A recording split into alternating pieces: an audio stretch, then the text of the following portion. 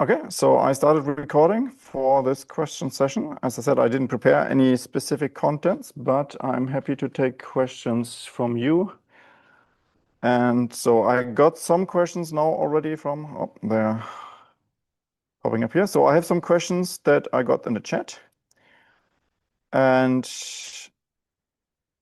I can go through these, or we can also take questions here in person.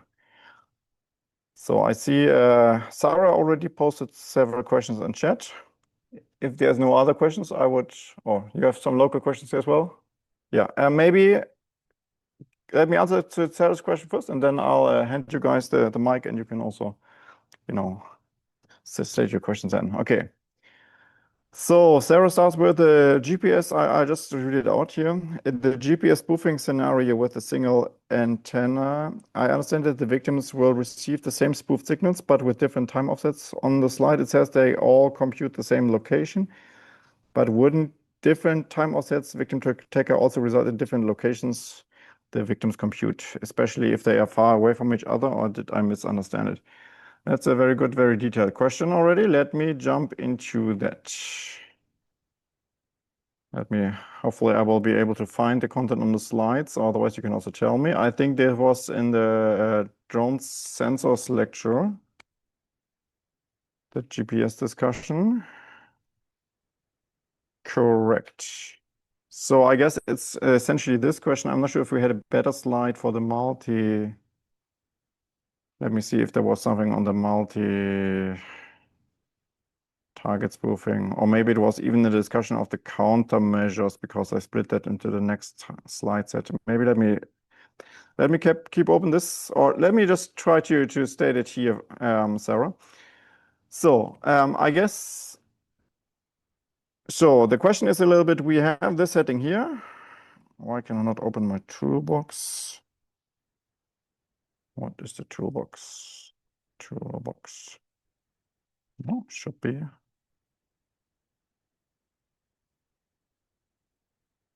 T.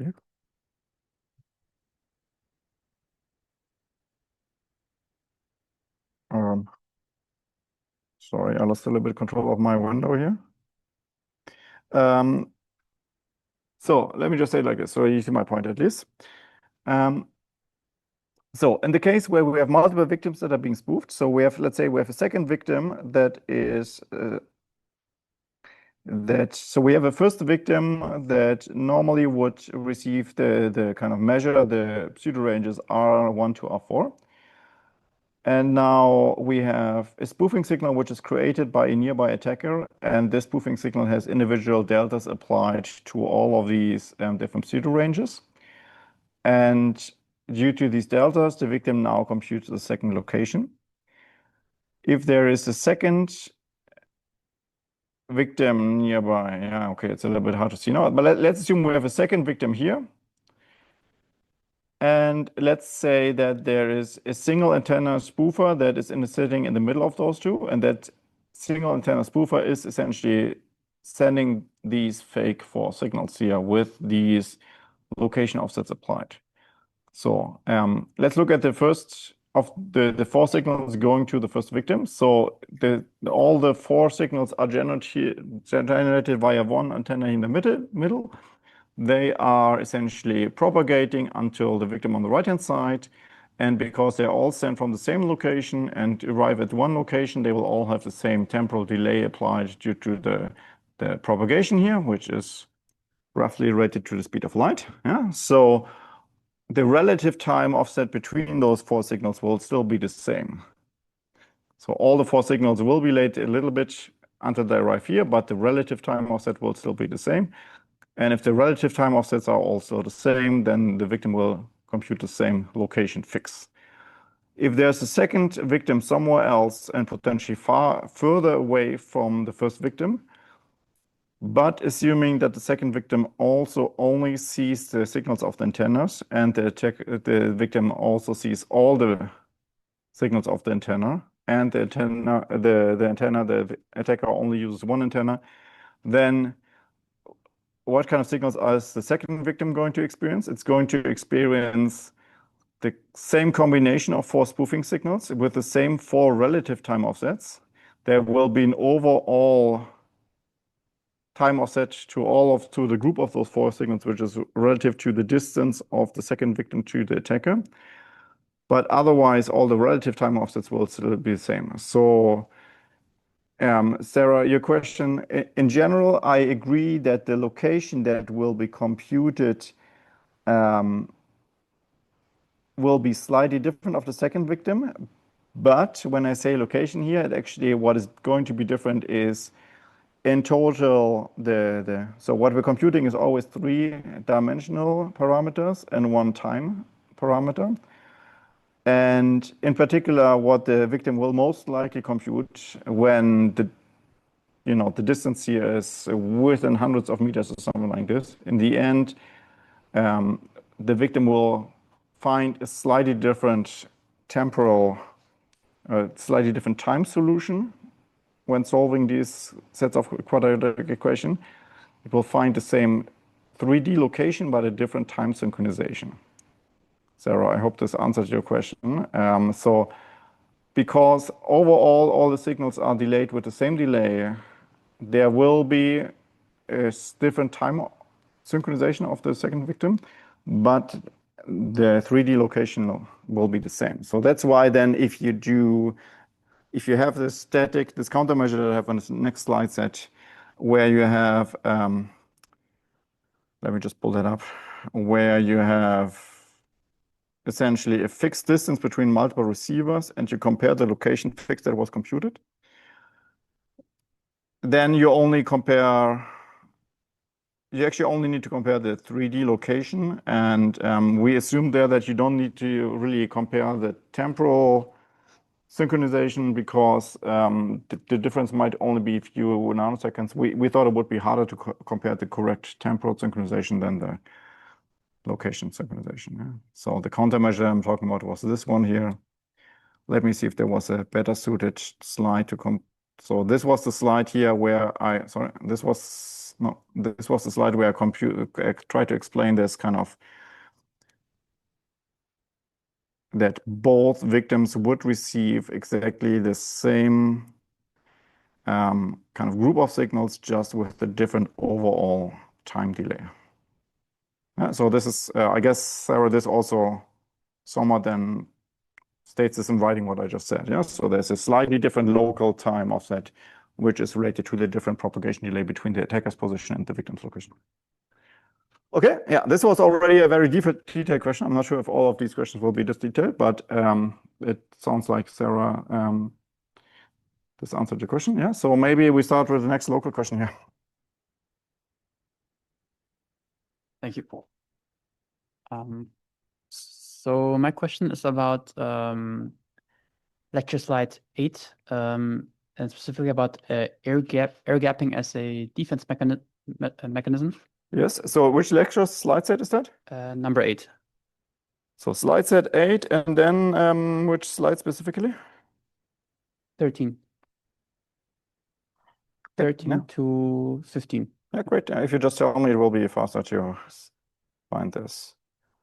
Yes. So, and then there's this animation here about this, yeah? Yes, exactly. And your question is on this slide or the next one? The next one is the air gapping. Yeah, my question is about the air gapping, and if you could again maybe go through the main idea, the overall idea of yes, why air gapping, what it actually achieves. Okay. Yes. So maybe let me start then in this kind of animation step here. So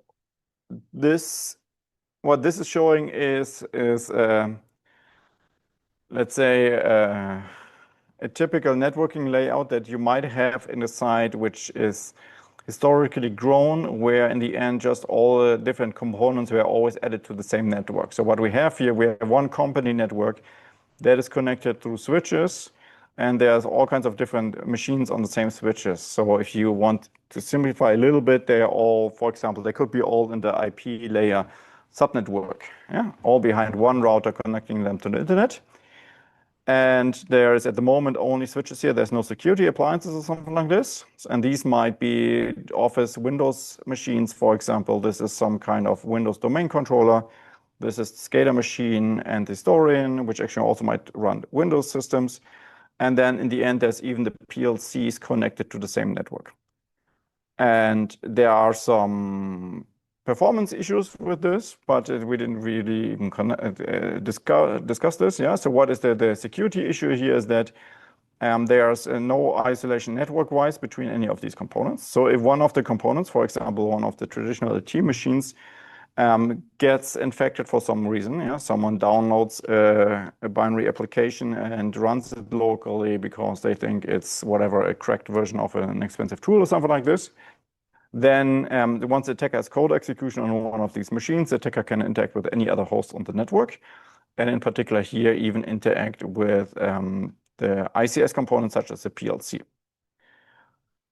And then reprogram the PLC to potentially cause physical damage. This was the motivation for this. And in the air gapping, just the straightforward air gapping is just that you would, when you build these networks to connect things, you essentially you build disconnected dedicated networks. You have one kind of office network, and this office network is just not connected to the ICS network, and there's no connection established here. So in this case, of course, the attacker would not be able to compromise, or from a compromised office machine, the attacker would not be able to interact with physical layer OT components in the network. And this is a somewhat nice solution in a sense that it's really easy to understand why the communication should not be possible, because there's no physical connection, there's no network path between these components. And it's a nice convincing argument if you just want to explain your overall strategy on how you defend your system. There is a couple of drawbacks that we discussed here, which are, for example, well, also relatively obvious, but the drawbacks might be that, for example, the OT components, they might be running, for example, Windows servers or something like this, which regularly need to be updated. For the updates, obviously, you need internet connectivity. So how are you going to install updates on these machines if they're not connected somehow? Well, okay, this assumes that there's also no internet connectivity at all anymore here at the moment. Yeah, this is just a really isolated network, so it would not be possible to here update the Windows machines, which then could, for example, lead to, well, practical measures that are being taken, like temporarily installing network cable here or directly to the machine or something like this to temporarily provide internet connectivity to those components to install updates. Or to, well, maybe the cleaner solution would be to walk around with USB sticks and carry around, update data like this, but I think that will be very painful. And in practice, so either then you don't install any updates, which might be very bad from a security perspective as well, because then against other attacks, you are just not on the recent security level anymore. Or alternatively, there are these shortcuts that are being installed somewhere, some kind of additional wires that are added somewhere, and they're just forgotten or ignored, and then they somehow live on in the background, and no one or people then ignore them from the security perspective, but they are in fact there and might again enable attacks. Yeah, this is not a feature. This is then what I claim happens often in practice, and it's quite difficult to comprehensively test these networks and guarantee that there's no additional connectivity added somewhere. And together with the motivation to actually add these kind of additional links to enable some needed functionality, I would say that in practice, air gapping really, either really causes a lot of operational issues in terms of updates and so on, or will lead to shortcuts that are being taken that will then circumvent the advantages of air gapping again. Okay. Yeah. And I guess these were the air gapping slides that I had. Did that answer your question? Yes, thank you. Okay, can you pass on the mic to the next? And again, if you have more questions online as well, please just write them in chat. You can also send them to me privately, and if you just send them to me privately, I'll not, mention your name when I read them out. I still am a bit confused about GPS manipulation. Yes, very good. So going back to that, I think initially we started off with basically the victim's location being spoofed to a different location. Yes. And ideally, I would say in a single receiver instance where the victim is a single receiver, all the location offsets would be the same and the time of arrival would be the same, correct? Sorry, can you state the last sentence again? So basically, which is the computed distance R1 plus delta. You're referring to the slide here, or? Yeah, this is the one. Yes. So in this case, the location to each of the satellites will be the same, if I'm not wrong, in a single receiver instance. Can you describe a little bit? So what do you imagine here when you're talking about spoofing? So in a normal situation, I believe like the distance between each satellite is different, and hence the computed time of arrival is different. So allowing the victim to lock onto the original closest satellite. But in this case, I would say like, let's say, no, sorry. Let me just try to just clarify it or make sure that we understand this correctly. So, okay, in a non-attack case, which is this one here, yeah, the victim might, because you're saying something about signal strength of the satellites, something like this, yeah? So yeah, the victim might, well, there's a lot of satellites around the globe, yeah? In a typical scenario, the victim might also see more than 4. I chose 4 for this figure here because this is the minimum number of satellites that need to be observed to find a unique location and time fix for the victim. So if you see less than 4 legitimate victims, you can't solve the system of equation and you can't establish your position. If you see more than 4, you can also use signals of more than 4 satellites. So with less than 4, no location fix. With more than 4, you can also still find your location fix. You just have more inputs to solve via system of quadratic equations. In the normal non-malicious case, the receiver, if it's able to synchronize to multiple satellites, it will always synchronize to as many satellites as it can, or it finds sufficiently strong signals. And there's the signal strength here doesn't matter in the sense of selecting the satellites or something like this. okay. I mean, okay, it matters in the sense of, the higher the signal strength from satellites is, the less likely it is that there will be some signal corruption when receiving, decoding the signals and so on. So that in the end, if the victim has, limited number of satellites it can synchronize to at the same time, it might synchronize to the 5 strongest or something like this. Yeah. Okay, so in this case, I believe the time of arrival of signal is different for each of the satellites. Yeah. To somehow simplify here, let's assume, much simplify, that all. So first of all, we know, or we can safely assume, that all the satellites have perfect time synchronization between each other. Yeah? And then let's assume that at some point t0, all the satellites send out an infinitely short burst that we use as a synchronization symbol somewhere to establish the distance. Yeah. So at some exactly the same time, each of these sends out some unique symbol to us. Yeah. And we measure then at which point this symbol locally arrives at us, our time. And this is essentially pseudo range. Yeah? We can also convert this to a distance, for example. What we know as a receiver, we know already which satellites we're listening to, and we know on which path they are currently. So we can actually also compute the physical location of the satellites at this point in time relatively precisely in the receiver. Okay. So what we know at the receiver is we know the physical location of the satellites, and we can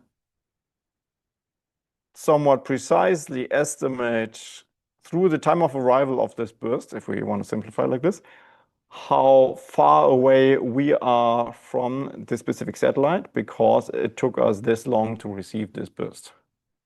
Okay. And this time of arrival of this burst is equivalent to the pseudo range here between us and the satellite because of the known constant propagation speed of radio waves, which is essentially speed of light. Okay, so this way a victim can estimate these for, in this example, distances to these satellites. And then if you want to think about this very visually, you could imagine you have some kind of 3D space with 4 known locations of the satellites. Let's assume we know the pseudo ranges, then each range would essentially denote a sphere around the location of the satellite, and then these 4 spheres should intersect at one location, and this is where our receiver should be located. Yeah. This may be simplified, but this is what we're somewhat doing with this, solving the system of quadratic equations here. Yeah? We are finding this intersection point, and it's 4-dimensional because it's 3-dimensional for the location, and the 4th dimension is the time. So when we do these spheres around the satellites, we also look in the past and the future locations, and if they don't intersect exactly at the current point in time, they might have intersected better at the past or the future. And if that is the case, we would have to adjust our local clock to whichever point they intersected best. And then we take that intersection point as our new location. This is, I would say, the visual intuition behind what we're doing in the math here. Yeah. So to follow up on that, in this case, the pseudo range distance computed between L1 and V, L2 and V, which is R1 and R2, should not be equal at all at any point in time. Unless it so happens that the 2 satellites are equidistant to us. Yeah, so which is what is happening in the next slide, the attacker scenario. Yes? So here the distance ideally should be computed the same, but I believe the attacker is just adding some noise to confuse the victim. And in this case, shouldn't the pseudo range be equal? So because the location also does not change, which is the spoof location. That's why I don't really follow your question here. So let me just explain again what these deltas are here. So in this here, to simplify it again, let's assume R is a measure of distance because it's a pseudo range, yeah? And the attacker is essentially sending all of these signals with a different time of arrival. So it's delaying or advancing the arrival time of the signals, which in the end causes an offset in the estimated distance. Yeah, because if essentially I measure how long it took for your speech, your voice to arrive at my location, and if it takes 3 nanoseconds longer or 3 milliseconds longer, then you must now be away. Okay, now I can't do the math in my head, but whatever, 10 meters further away or something, however fast speech audio travels in space, 300 meters per second. So I guess in a millisecond, it travels seconds per second. So our voice would, if someone would believe they would 10 milliseconds, it might mention you 3 meters further. If they're 10 milliseconds, I will think you are further away. But you millisecond, I might get them from 10 meters further away.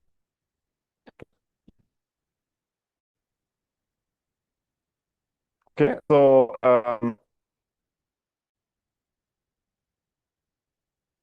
now your question was how they could add these signals, particularly all these.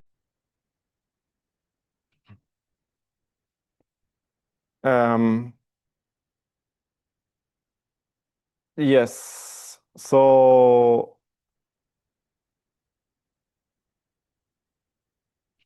the attacker can add arbitrary different delays to the different satellite signals to then make the victim compute other locations at which these offsets would actually occur in nature. Yeah, so the attacker will not actually take arbitrary one. The attacker will take one location where the victim should appear. Then the attacker will compute for that other location what would be the pseudo distances to the specific satellites at a specific point in time, and then essentially apply correct offsets such that the pseudo ranges match what they should be at this target location. Okay. Does that make sense? Yep. I think I understood that. Yeah. So sorry, my laptop machine's Zoom crashed here. So I started a second recording. Maybe I can combine them too. I guess all of you are here, so you don't need the recording, but anyone else. Very good. So are there other questions here? Because otherwise I have many more questions here in Zoom. So like finally this. Yes? Continue, yes, please.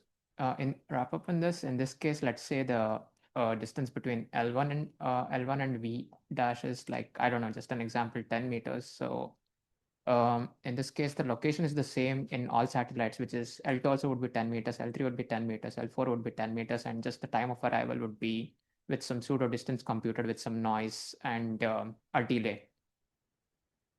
Sorry, I don't follow you. So the attacker is spoofing all the 4 satellites to have the same pseudo ranges, you're saying, or what? No, the attacker spoofing from a single location, let's say, which is 10 meters, but are all the 4 satellites from the same location is my question.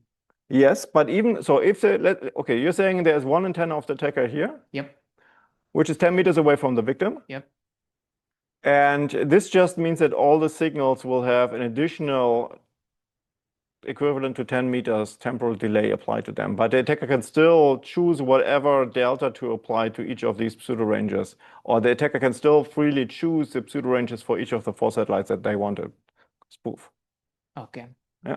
The attacker could even, deduct these 10 meters delay that are going to be applied here. Yeah, so the attacker could, for example, say, I want the victim to appear here, whatever. What are the pseudo ranges that are going to be here? Then I deduct from all of these pseudo ranges 10 meters, and then I apply these essentially to the signals that I'm sending out here. And when they arrive at this location, they will now all have exactly the same pseudo ranges as they would have at this location. Yeah. Does it make sense?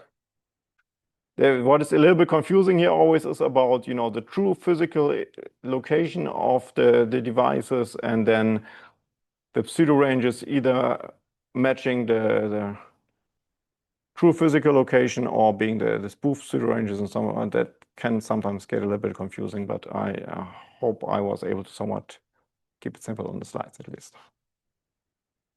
Okay.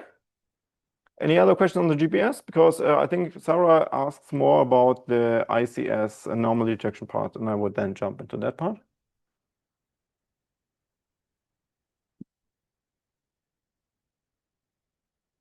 Okay, so Sarah asked about QSUM, especially a solution for the old XM.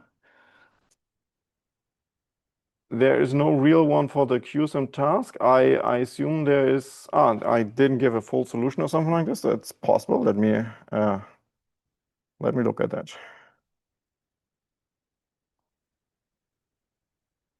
Yeah. So for the solutions, I have to say I mostly write the solutions for myself when I'm designing the XM and then grading the XM. And if the solutions that I give are for myself enough to grade the XMs, then I don't always make it much more detailed when I give it out to the students. But that's why we have this here, and you can ask me. Let me try to pull up the example solution that I gave you to have something to show you.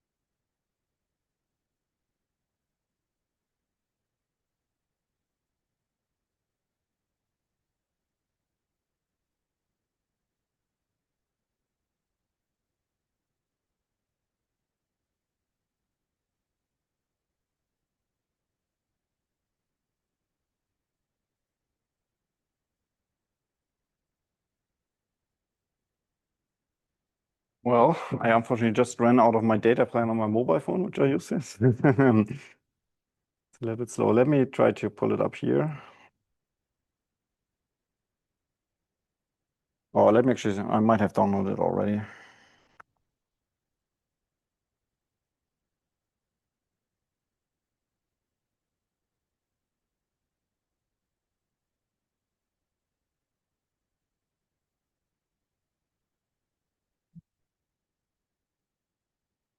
So I do believe this was the solution that I gave you.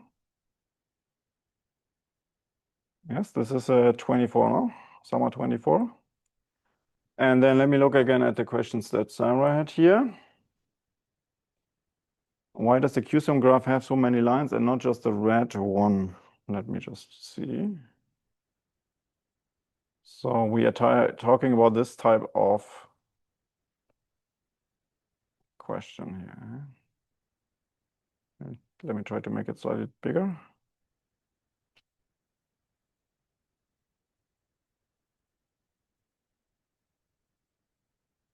So what do you mean with so many lines? I mean, so what I have here is, this is because this is a solution, there's more lines here than when I originally gave it out, no? So essentially this is already with annotations, I believe, that I made. Now I need to figure out again what the Sorry, exact I meant phrasing was here. the residual graph, not the QSUM graph. So I said figure 3 provides a predicted value y hat of t and the observed value y. Please annotate the graph with the residual.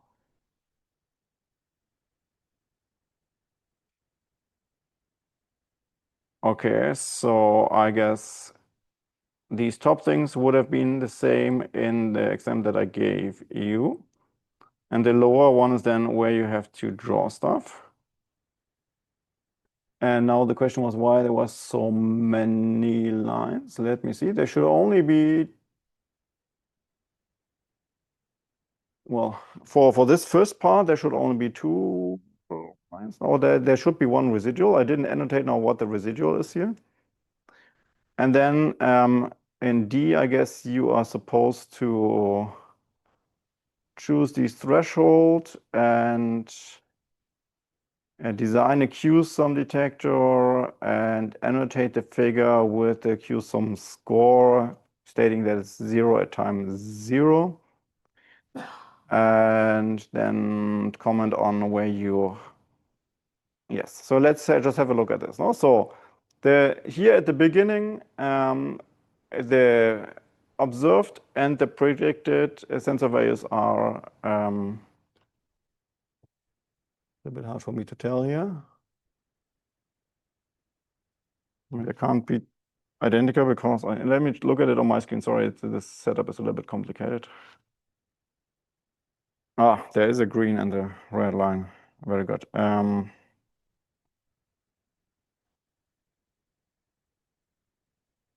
me try to put it into screen sharing here so that I can see this as well.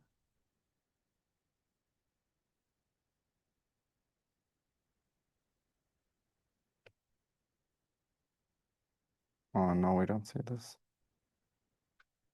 Okay, now I can see it better. Okay, so yes, this is the observed and the predicted sensor value.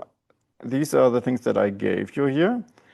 In the first time step, essentially, the observed and predicted value were identical, so the residual is 0. And in the next time step, there is a difference between the prediction, which is whatever this value was here, 0.7, and observed value, which was 0.4. So this difference between the two is 0.3, which would be the residual, which is the red line, the solid red line here.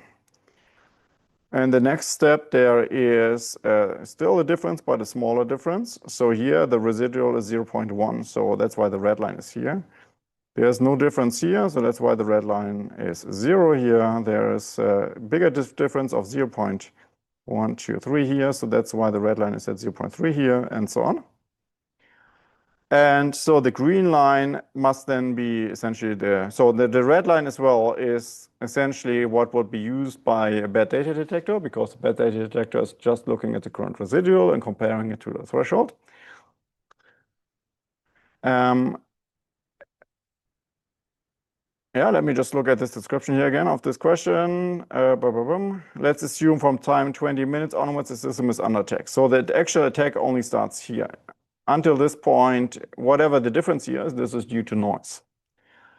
So this means that also residuals here until 0.20, they are actually due to noise and they are not due to an attack or something like this.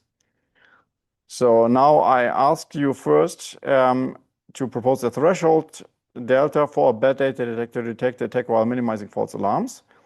So now essentially you would look at the red line here and see which value for a threshold would you choose such that you get you can still detect the attack while minimizing false alarms. So you don't want to have a false alarm here already. So you probably would say something, the threshold should be above 0.3 or something like this. And then you would raise the alarm. Well, if we just look at the discrete data points, you would raise the alarm at this point here in time. And you would never raise it before. So you would probably also not raise the alarm here, but you would not have any false alarms. And then it says here, please propose an appropriate alpha factor for QSUM. So what was alpha again? So alpha is essentially the decay factor, or how much you deduct from the QSUM in each time unit and each time slot to account for the normal noise. And for that, essentially, you could look at what is the normal noise in the absence of an attacker. You have 4 observations here of the system without an attacker. The average of the sum of the residuals is here 0.3, 0.1, this is 0.4 in total, plus 0 again here. So it's 0.4 over 4 time slots. So the average noise is 0.1. So that's why you could establish alpha as 0.1. That means the QSUM essentially takes the last round's QSUM value, adds a new residual, and deducts -1, deducts 0.1. So that's why here you start with the 0, and the green value is the QSUM value, and the first time slots it's 0.2, because the residual was 0.3, and you deducted alpha, which is 0.1. And then in the second time slot, the actual residual is 0.1. You deduct 0.1. So you just keep the previous round's residual value, or the previous round QSUM value. Here, your residual is 0. So previous QSUM value minus alpha is 0.1. Here, the residual is 0.3. You deduct 0.1. So you take the previous QSUM value, add 0.2, and so on. And then this should hopefully, if I computed this correctly, it should work out. And this is what you were supposed to do here. Huh? Let me see if what I described here.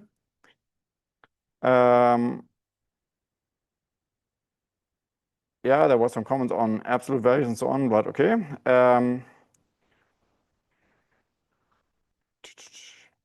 Several thresholds were possible. Depending on the faults, detections would change. So for example, if you would take 0.3 as a threshold, and if we take exact values here and say that it's only, if we have 0.3, then we would have 1 false alarm. If we take, something slightly above 0.3, or if we just assume it must be strictly larger than the threshold, then there would not be any false alarm. So I forget how I exactly graded this here. I think it was depending on this discussion here. If you would put 0.3, I think I still gave you points for this as well as the correct answer. Yeah? If you gave something less than 0.3, I would not have given you points for the choice of a threshold, because you would definitely get some false alarms than before. Alpha 0.1, I just explained to you how I computed that. The tau is then essentially the threshold for detections with the QSUM. So now let's look at the green QSUM score again. You need to select the QSUM, threshold for the QSUM value to raise an alarm when the attack starts and not cause any false alarms in this setup here. And it's easy. You can also take 0.3, and there's actually not going to be any false alarms earlier on. The first alarm will exactly come when the first attack starts in this instance with this data that I gave you here. Okay, hopefully this answered your question, Sarah. Sorry, and I see also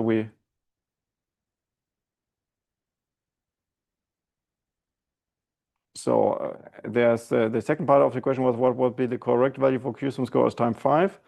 Sarah, I hope this. Sarah, I hope your secondly part I answered already or not? I see your last message, Sarah, but you wrote a lot of messages. So let me read your last message.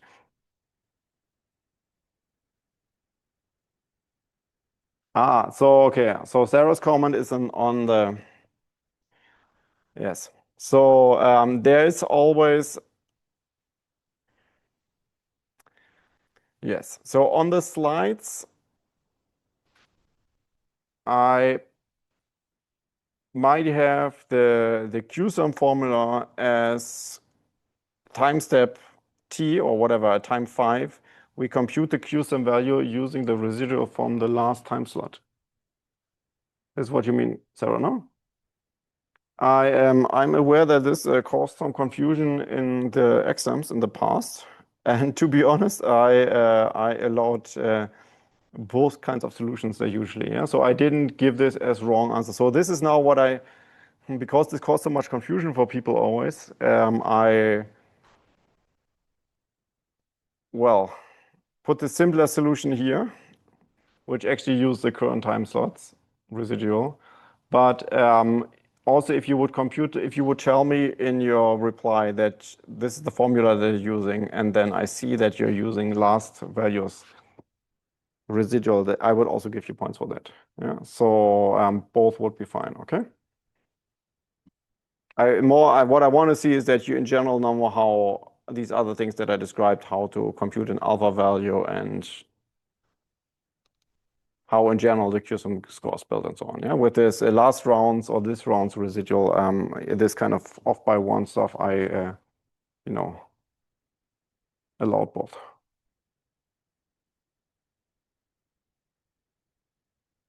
Yeah, so in general, it's always helpful, of course. If you are unsure about these things in the exam as well, just write a little bit explicitly what your assumptions were, and then I can understand better how you arrived at result.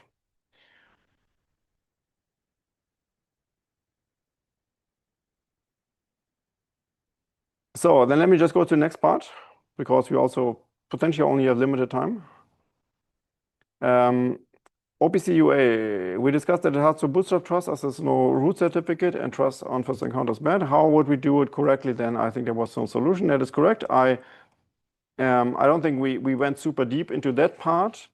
How there's two solutions that I can think of, or maybe three solutions that could be possible or are possible and are potentially also used. So the first solution would be to somehow use an out-of-band channel to establish or exchange these certificates. So out-of-band channel is then sometimes an easy solution for these problems where you say, okay, I magically invent another channel that somehow the attacker can't be present in. There can't be a man in the middle, a machine in the middle in this other channel. So this could be, for example, the administrator creates a certificate, puts it on a USB key, and then carries over the USB key to the device and somehow brings it on the device without the attacker being able to influence that. Yeah, that might be one of the solutions, and I think that is also partially done like this in practice. So you don't establish these or exchange these certificates over the network, which might be compromised, but you have a second channel, which for some reason you're more confident in that this is not compromised. Then the next one would be, well, it's a variation of this. Is essentially you have potentially a separate network or something like this, where you only have your admin system and each individual new device is just inserted in this mini network where no one else can be present. Yeah, so this is more or less the same. It's an out-of-band channel. The third solutions would be what was suggested by the standard as well, is that when new certificates are being used, they will put into some kind of quarantine list or something like this, and the quarantine list is visible to the administrator, and the administrator has to then look very hard at the certificates and the quarantine list and potentially compare long hash values or something like this. And if all of this is identical to the values that they expect, they would accept the certificate. So I guess to some degree, there's also an out-of-band channel there where it's the eyes of the administrator somehow getting this information from somewhere else and comparing it to whatever is in the quarantine list. Okay, so I think I would leave it at that for the UPCUA.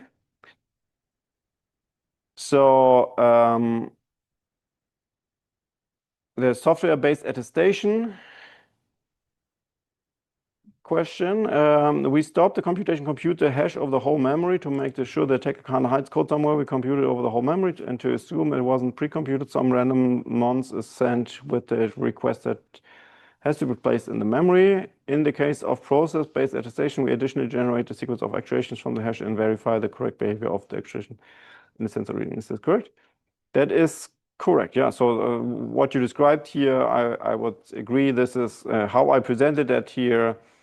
It's a little bit simplified, I guess, in the end, but yeah, this is how I presented it, and this makes sense. Can you explain the figure on page 51, slide set 9? Yeah, let me pull up that slide set.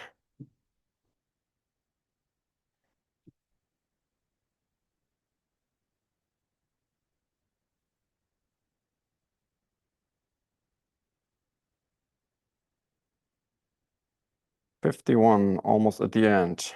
This one here, is that correct? Yes, okay, very good. So this is from the Stuxnet discussion. So this was essentially what happened between the infected engineering workstation and the PLC. In particular, the attacker or the manipulated engineering workstation wanted to hide logic backdoors in the logic that was executed in the PLC. And how this was achieved was that there was a modified library on the engineering workstation that would be used in the process of uploading a new logic to the PLC or inspecting downloaded logic from the PLC. So this is this modified STL code block stuff here. Can you see? Yeah, you can see my cursor. And you actually have the wrong view now, but okay, this works as well.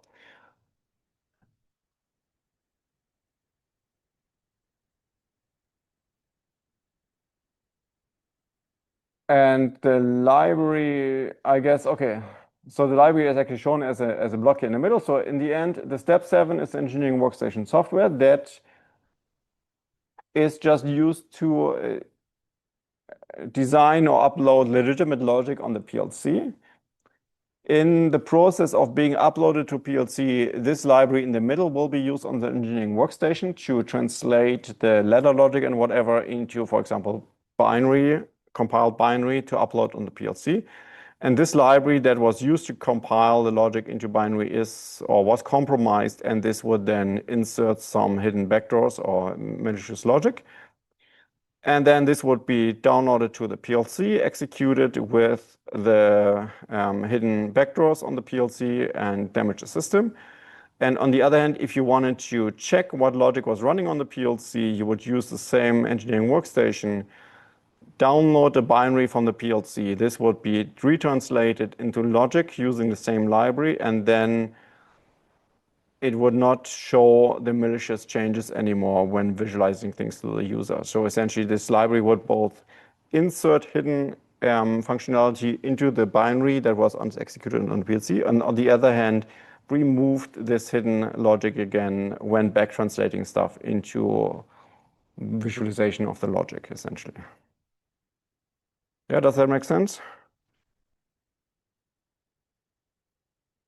Okay. Very good. Thank you. Any other questions? Yeah, more. Yeah. Yes, I have a question about slide set 6 about automotive security.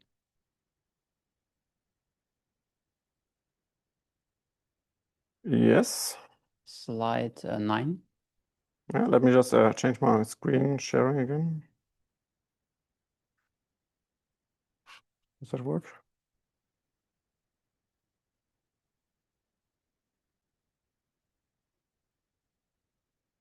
Yes. Slide 9.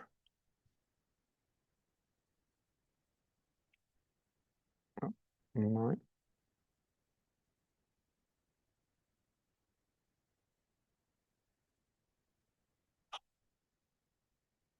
exactly about the CAN, reversing CAN messages. Yes. Yeah, sorry, this laptop is just somehow not very reliable. Yes, this one, no? Exactly.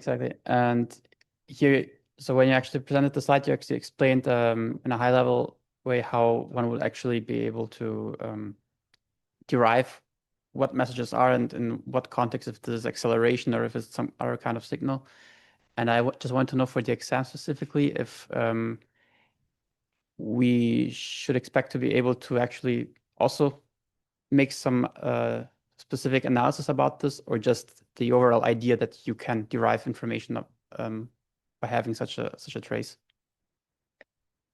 I forget what was an example solution that I gave you. What I had in the past was, for example, something where I gave you more or less something like this without annotations, and then I asked you to do annotations. And I told you that the values that could be in here would be something like brake, temperature, throttle speed, blah, blah, blah, something like this. But then essentially the text was not in figure. And then you would have had to say, okay, out of all of these, this is most likely a checksum because it's all over the place. And then, well, this might be a counter or seconds or something like this. And, this might correlate to times when, the speed was lowered. So this might be the brakes or something like this. Yeah. And I don't know. Yeah, so there was something like this in the past. I'm not saying that this is going to happen the same time again, but it could be something like this. Oh, you also had really related things in the exercises, no? Yes. Yeah. So it definitely could happen, either in form of such a visual thing or some other way of me giving the messages to you. I mean, I'm not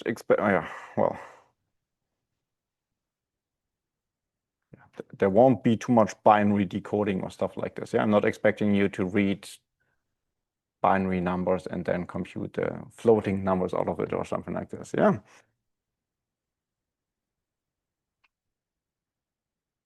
Yeah. Any other local question here? Same automotive security. Could you maybe like explain or go through CAN channel access and error handling again? Do you have a slide number? I think it's in this lecture, but I'm not sure. CAN channel access error handling. It's probably after CAN attacks. Yes. Probably it's later slide sets because I didn't have a text in this. Probably lecture 7.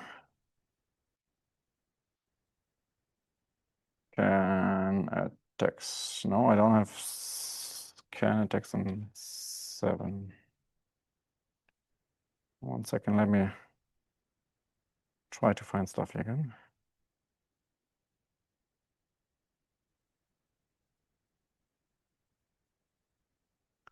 The bus off attack, these kind of things, or CAN channel access, or which one do you mean? Yep. This one here? Yep. Yes. So what is the question here? Could you explain this? Because I'm just, especially in case of arbitration or collision phase, I'm just a bit confused. I didn't understand that, I think. Yeah, very good. Fair enough. So I'll start a little bit more broadly. Yeah. So what are we doing here? We have a bus system where we have multiple devices kind of listening to the bus, and also at the same time we might have multiple devices that are trying to send messages on the bus.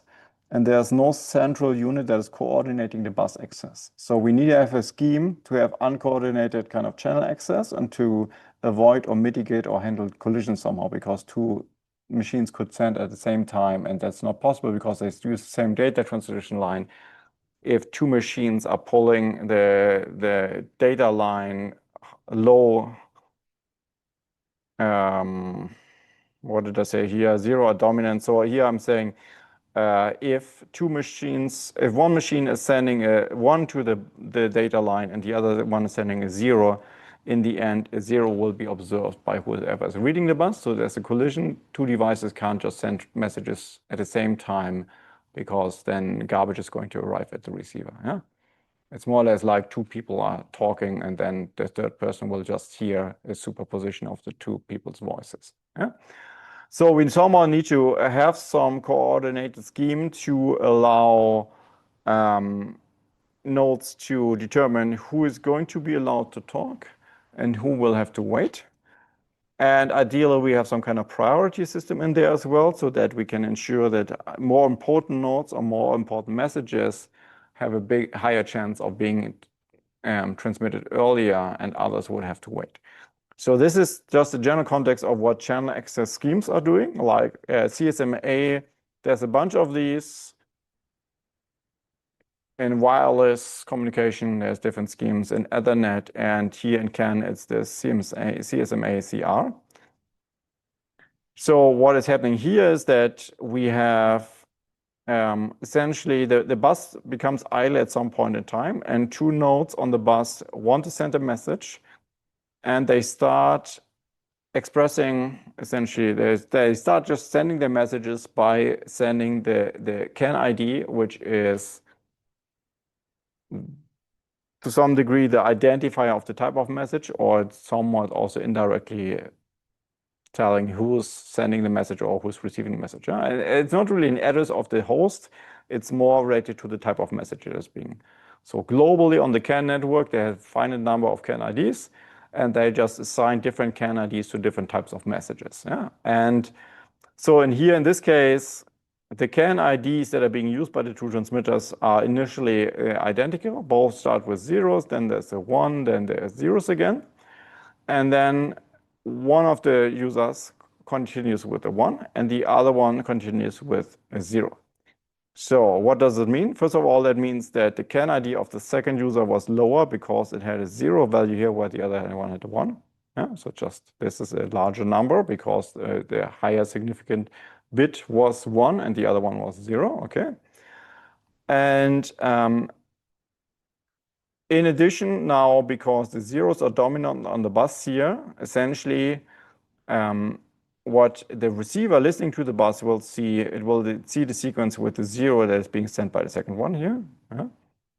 This information is somewhat lost on the bus already.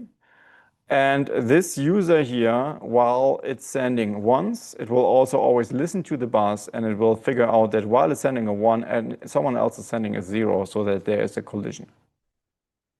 So because this first user or this first ECU determined that there was a collision in this arbitration phase where the CAN ID is being sent, this user will say, okay, someone else is sending at the same time. That other person or that other ECU is sending a CAN message with a lower CAN ID. And this means I should now back off and stop my transmission and wait for the other message to be done. Because in the end, lower CAN IDs just have higher priority. So during this collision phase between two CAN IDs, would the true error counter be incremented by 1? Yes, so this would now increase, so that's the next slide, I guess, but this user or this ECU here that sent, actually, okay. So these errors here in the arbitration phase are completely normal, and this can happen all the time. So if there's a collision in the arbitration phase, I don't think there's even counters that are set up or something like this. So we have the next slide here. This talks about these error counters. And here I also said collisions during arbitration are normal. Arbitration is this phase here where we send the CAN ID.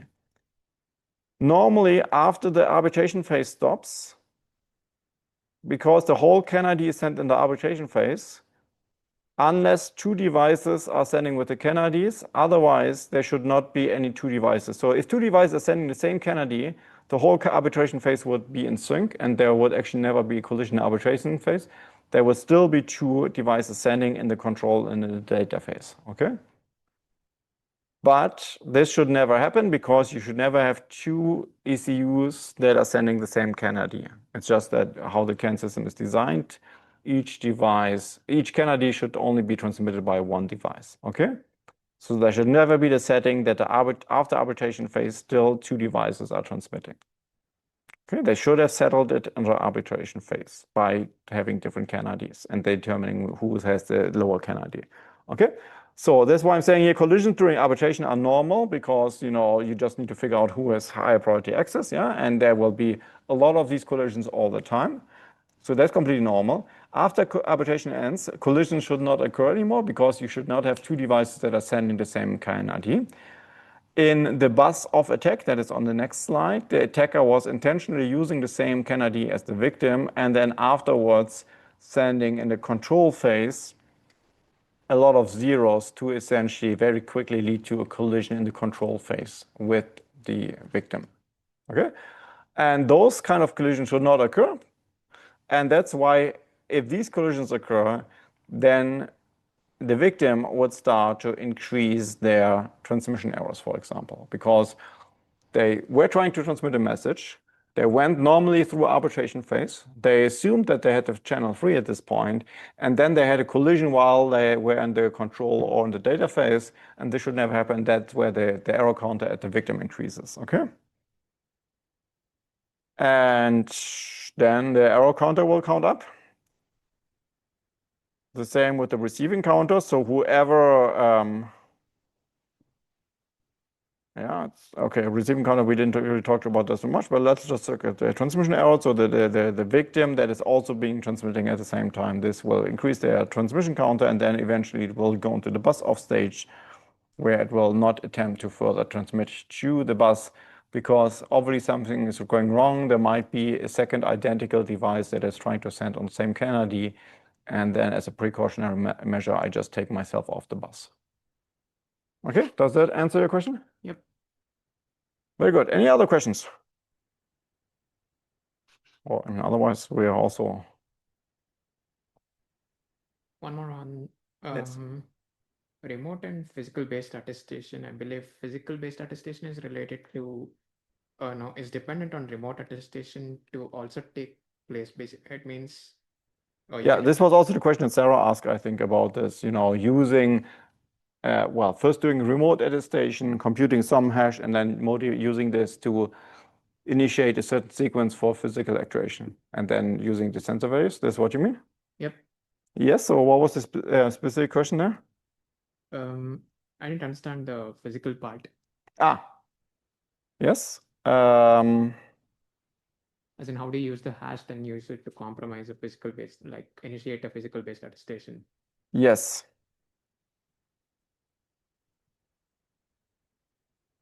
Yeah, let me see if I have the slides here.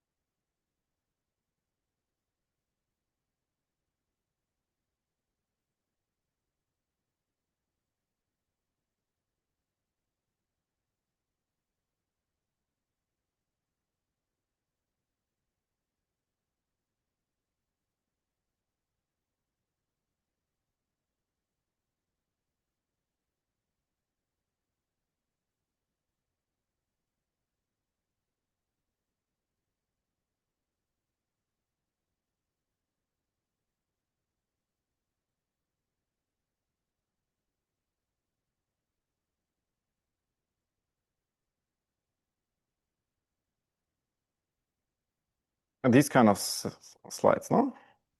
Yeah. So you didn't understand how the hash is translated in physical actuation, or what was the? Yes. You need to compute the hash and then use it to also do a physical based attestation. How do you do that? Like the process, I didn't understand. Yes. Okay. So in general, the idea was that we want to not only authenticate that there is authentic code and potentially also data in the memory of the PLC, but we also at the same time wanted to authenticate that the interaction between the PLC or the robotic arm and the environment is still according to whatever model we have or assumptions we have, yeah, that the environment didn't unexpectedly change. So for this, we need to have some way of giving some kind of randomized instructions to the robotic arm in this case to perform something with the environment to send us back the sensor data, because if it would be always the same sequence, the attacker could somehow pre-compute this and send us some pre-computed sensor data. And in this case here, we just said, okay, out of the result of the remote attestation anyways is essentially a hash over all the memory. And we're just going to have some way of translating the hash into a sequence of movement now. And we just, the simple way here was just, we said, okay, we're going to take, let's imagine we have a number of steps that we need to do in order to reach some kind of goal, to move somewhere, the arm somewhere to some location. We have to do this anyways, and we don't really want to interrupt normal operations too much. But we have a couple of ways, different ways how we can achieve this goal. So for example, the robotic arm is here at 0, 0, and it's supposed to go to 1, 2, 3, 4, 5, 6, to 6, 6 or something like this, yeah? And then we said, okay, for each of these steps, individual steps, we're going to motivate a choice between two different options by just processing bit by bit the hash that we computed earlier, because the hash is expected to be a random number. And this way we can get some nice, instructions for the choice between, alternative choices to reach a goal. And this is often what happens in these physical processes. There's maybe an optimal way to reach a certain solution, but there's also alternatives. And we essentially just process bit by bit the hash and said, okay, if it's a 0, we're going to use the alternative. If it's a 1, it's the original path or something along those lines, okay? And then this gives us a somewhat pseudo-random sequence on how to reach a goal that we want to reach anyways. It's maybe not fully optimal how we do this, but anyways, it's good enough for us here. We measure the sensor values of this and then provide that together with the hash later back to the verifier to verify. Does that make sense? Yeah. And this example, how we visualize it here is very simple, yeah, but okay, this is just, yeah, maybe, hopefully it's clear now how I explained it, okay? Any other questions?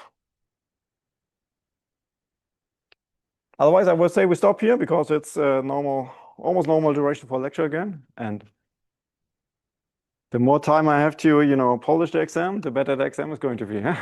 So let's stop here. And thanks for the questions. I'll try to also stitch this together and still upload it to YouTube today or something like this. I'll just have to see how I get it from this machine to that machine.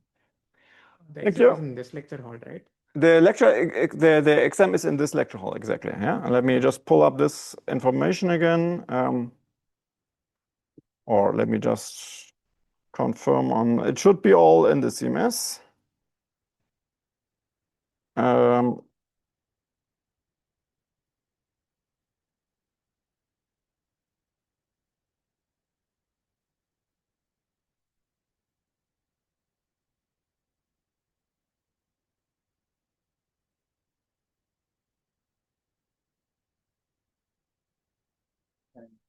Sorry? Yeah, Maybe one of you can actually look it up easier than I, because I don't have internet anymore on my mobile phone. Sorry? This room will 5 minutes. Yeah, and the time is what? Sorry? 10 to 12. Yeah, exactly. It's in the morning, 10 a.m., 2 hours until 12. Exactly. That's also what I had in mind. Thanks for checking it again. Yeah. Exactly. Yeah, there's a room, there's a seat assignment already in CMS. So if you log into your CMS, it should show you where you're going to sit. If you, for any reason, do an oral exam with me, you also have a seat, but of course I don't expect you to be here. It's just easier to do it like this, okay? Very good. So see you on Wednesday then, huh? At 10 a.m.